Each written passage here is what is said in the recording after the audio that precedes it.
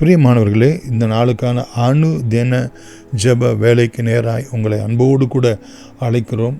கலாத்தியர் 5ஆம் அதிகாரம் 24 முதல் 26 வரைக்குள்ள வேத வசனத்தின் அடிப்படையிலே இந்த நாளுக்கான அனுதின ஜெபத்தை நாம் ஏறெடுக்கலாம். மகா இரக்கமும் கிருபையும் உள்ள எங்கள் அன்பின் பிதாவே, 24வது வசனம் கலாத்தியர் 5 நாங்கள் பார்க்கிறோம்.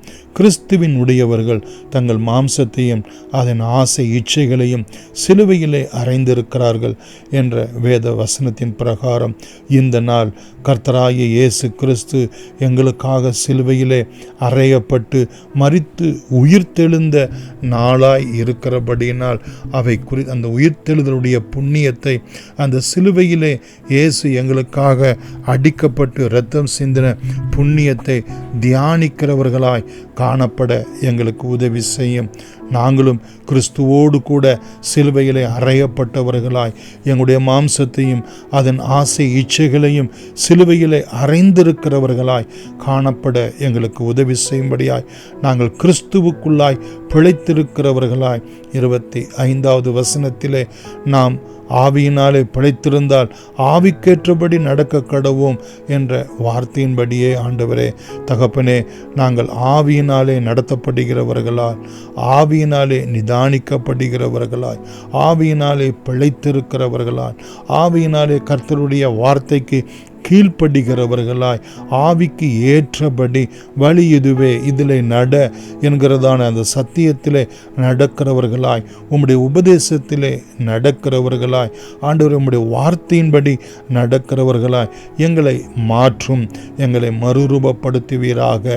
26வது வசனத்திலே வீண் புகழ்ச்சியை விரும்பாமலும் ஒருவரை ஒருவர் கோபம் மூட்டாமலும் ஒருவர் மேல் ஒருவர் பொறாமை கொள்ளாமலும் இருக்க கடவோம் என்கிற வார்த்தையின்படி மாம்சத்தின்படி நாங்கள் பிழைக்கிறவர்களாய் காணப்படாமல் வீண் புகழ்ச்சி, கோபம் மூட்டுதல், பொறாமை கொள்ளுதல் போன்றதான மாம்சத்தினுடைய வெளிப்பாடுகள் எங்களிலே காணப்படாதபடிக்கு ஆண்டவரே கர்த்தரால் புகழப்படுகிறவர்களாய் ஆண்டவரே நாங்கள் புத்தி உள்ள மனுஷியாய் இந்த பூமியிலே ஜீவிக்க உம்முடைய வார்த்தைகளை கை கொண்டு நடக்க எங்களுக்கு நீர் உதவி செய்யும்படியாய் உம்முடைய பாதத்தில் நாங்கள் செபிக்கிறோம்.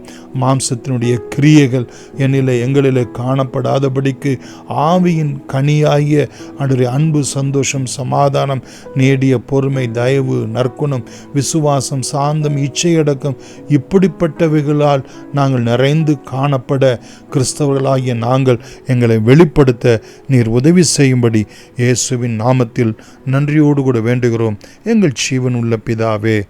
ஆமென். God bless you.